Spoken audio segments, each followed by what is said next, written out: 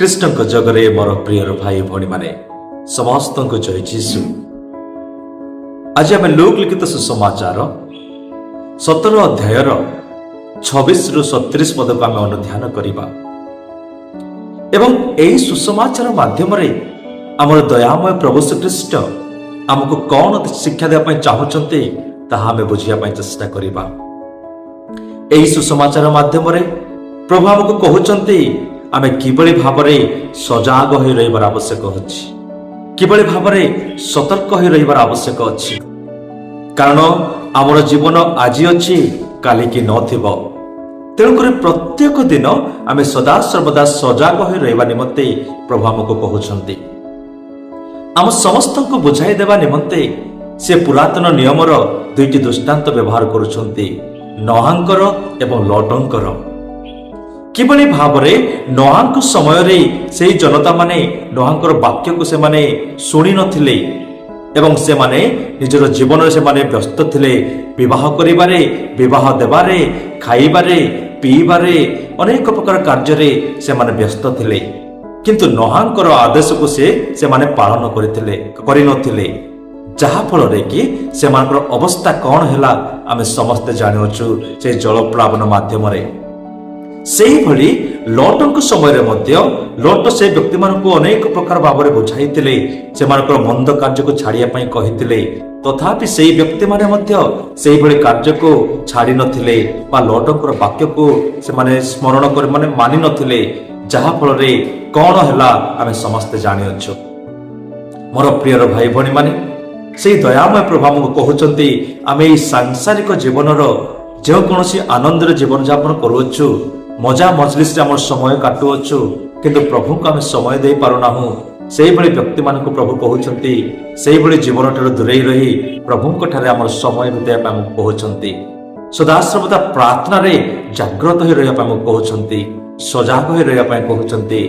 जदि आमे सजाग होई न रहिबा आमे केउ समय रे आमे मृत्युवरण करिबा, पापमय जीवन यापन कर मृत्युवरण करिबा आमे जानि नाहु। तेणु करे मोर प्रिय भाई भणी माने आसंत आमे समस्ते प्रभुंकर से वाक्य अनुसार आमे सदा सर्वदा सजाग रहिबा चेष्टा करिबा। दिने गोटी आर्मी कैंप रे अनेक आर्मी माने रहुथिले।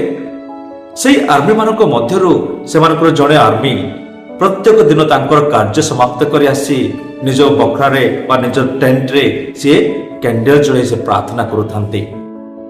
सही समय रे तांकर सहकर्मी आर्मी माने तांको परिहास करूछंती, तांको मजा उड़ाउछंती एवं कहउछंती कार्य को त्याग करि आसी एई समय आमे रेस्ट करिबा कथा, जेते बेले काम करिके आसुछु जेते समय मिलुची आमे रेस्ट करिबा कथा, तथापि तो समय कोन पाए नष्ट करूछु।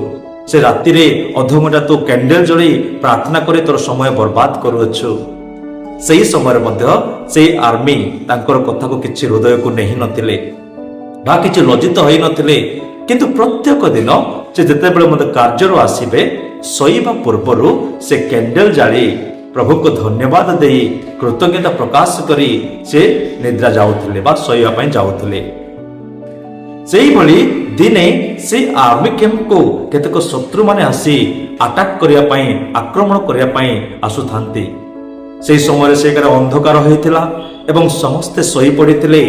सेही मुहूर्त रे शत्रु माने एमानकु आक्रमण करिवा निमंते आसुछंती, किंतु एही जनक आर्मी समस्त सहिला परे मध्य से कैंडल जाली से प्रभु को धन्यवाद देवा निमंते प्रार्थना करिवा निमंते से सजाग होई रहिथिले। एवं जेतेबेले से देखि पारुछंती शत्रु माने तांकर सैन्य मानक आक्रमण करे पे आसुछंती, से जानि पारुछंती एवं तांकर सहकर्मी सैनिक मानक बा आर्मी मानक से सजाग करूछंती एवं सेही स्थानरु अलग स्थान को नै जाउछंती, जहा फल रे अनेक आर्मी मानकर जीवन बंची जाउछि।